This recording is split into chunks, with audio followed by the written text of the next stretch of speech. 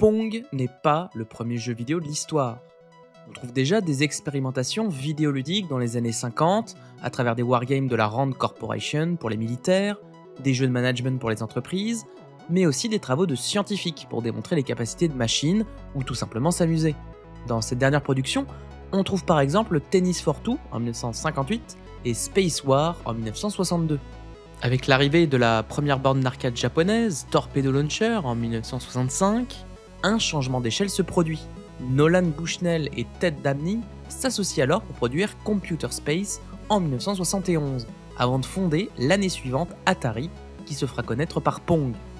Si Pong a marqué son temps, c'est surtout par son incroyable succès par rapport aux précédentes productions.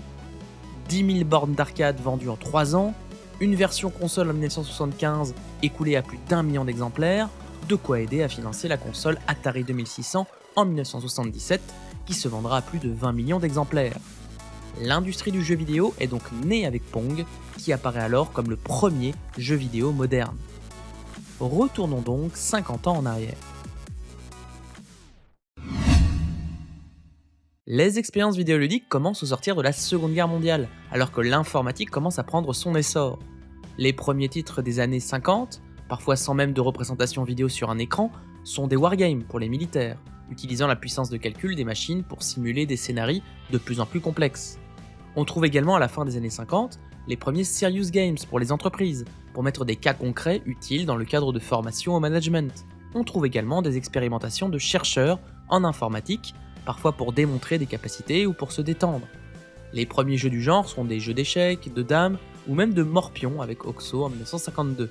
Dans ce foisonnement sans trop de public, on trouve quelques titres marquants. Le jeu de sport Tennis for Two en 1958, relié à un oscilloscope pour servir d'écran. Le shoot'em up Space War en 1962 sur le PDP-1 du MIT. Ou encore le city builder textuel à visée éducative The Sumerian Game en 1964, codé pour la professeure Mabel Addis. Mais le segment le plus dynamique contribuant au succès de l'industrie vidéoludique va être le marché des bornes d'arcade, présentes dans des lieux publics comme les bars, les centres commerciaux ou les salles d'arcade. Le jeu de lutte de sous-marin Torpedo Launcher en 1965 des japonais de Namco, adapté par Sega sur le sol américain avec Periscope en 1966, contribue ainsi au développement du marché.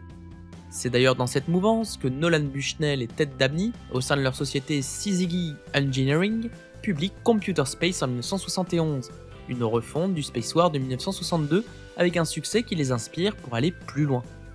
En 1972, ils fondent alors Atari et publient Pong. Pong ressemble étrangement à un jeu de ping-pong développé pour la première console de jeu de l'histoire, la Magnavox Odyssey, parue en 1972. C'est d'ailleurs la raison pour laquelle un procès opposera en 1974 Atari et Thunders Associates, Atari acceptant finalement un arrangement. Quoi qu'il en soit, Pong se joue à deux sur une borne d'arcade et oppose deux côtés de l'écran. Chaque joueur peut bouger un trait représentant une raquette, tandis qu'une balle est projetée d'un côté à l'autre de l'écran. Il faut donc mettre la raquette, allant de bas en haut, sur la trajectoire de la balle pour l'envoyer de l'autre côté, rebond compris. Si la balle n'est pas renvoyée, le point va à l'adversaire. Simple et efficace, mais forcément, du point de vue d'un joueur de 2025, c'est assez pauvre. Pourtant, en 1972, Pong fait un véritable carton. Plusieurs milliers de machines sont commandées pour être exposées dans les bars et autres structures de divertissement. Atari règle son affaire judiciaire avec The Thunders Associates. La version branchable directement sur télévision Home Pong en 1975 se vend au rayon jouets, et d'autres variantes de Pong sont développées par Atari. Parmi celles-ci, on retrouve d'ailleurs le premier casse-brique avec Breakout en 1976, un Pong à un joueur où on doit relancer la balle de bas en haut pour casser des briques, développé par rien de moins que Steve Jobs et Steve Wozniak, les fondateurs d'Apple. Les concurrents font d'ailleurs de même avec des clones et des Pong-like qui se multiplient pour surfer sur le succès. L'industrie vidéoludique se lance donc sérieusement dans les années 70, et Pong en a été, en quelque sorte, la matrice. Pong n'est donc pas le premier jeu vidéo de l'histoire, mais plutôt le premier jeu vidéo moderne, celui qui a propulsé toute une industrie. Reste que cette industrie n'a pas toujours eu le vent en poupe. Dès 1983, le secteur vidéoludique subit ainsi un crash, la faute à une pléthore de jeux et de consoles à la qualité parfois douteuse, faisant craindre la fin du marché. 2 ans plus tard, l'industrie reprend son souffle et ses activités. à l'exception d'Atari Inc. qui est découpé en morceaux en 1984. Reste que le spectre d'Atari reste présent au fil des années via des entités diverses, notamment dans le domaine de la publication de jeux vidéo. Aujourd'hui, Atari SA est une société française, évolution d'Infogrames, dans un monde où l'industrie vidéoludique est devenue la deuxième industrie culturelle du monde, derrière celui de la vidéo à la demande. Un beau parcours en 50 ans.